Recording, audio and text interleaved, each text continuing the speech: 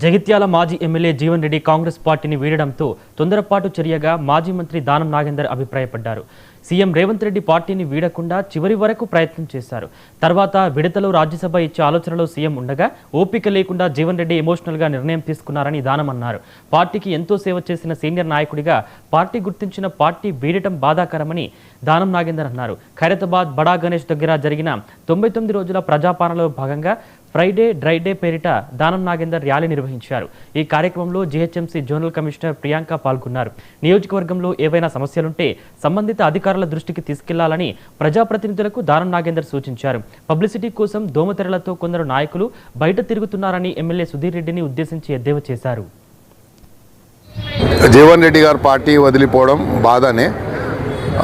చాలా కాలం నుండి సేవలు చేసినటువంటి వ్యక్తి కాబట్టి అది కొంచెం బాధాకరమే. అయినా ముఖ్యమంత్రి గారు ఒక సందర్భంలో మేము కూర్చున్నప్పుడు ఆయన చాలా రకాలుగా ప్రయత్నం చేసి కన్విన్స్ చేయాలని ప్రయత్నం చేసినాడు. ముఖ్యమంత్రి గారు ఒక మాట కూడా చెప్పాడు, మేము చాలా ఇంపార్టెంట్ లీడర్స్ అందరం కూర్చుంటే ముఖ్యమంత్రి గారితో నేను రాజ్యసభ ఇప్పియాలని నెక్స్ట్ దాంట్లో అని నేను ఆలోచించాను. తొందరపడ్డాడైనా నేను ట్రై చేశాను. అందరినీ శ్రీధర్ బాబు గారిని పంపించాను, పిసిసి ప్రెసిడెంట్ పంపించాను, చాలామందిని పంపించాను. ఆయన తొందరపాటు చర్య చేస్తున్నాడు. ఇప్పటికైనా ఆపండి అంటే మళ్ళీ కూడా కొంతమంది లీడర్స్ కూడా పోయి మల్లు రవి గారు అలాంటి పెద్ద పెద్ద నాయకులు పోయి కూడా కన్విన్స్ చేశారు.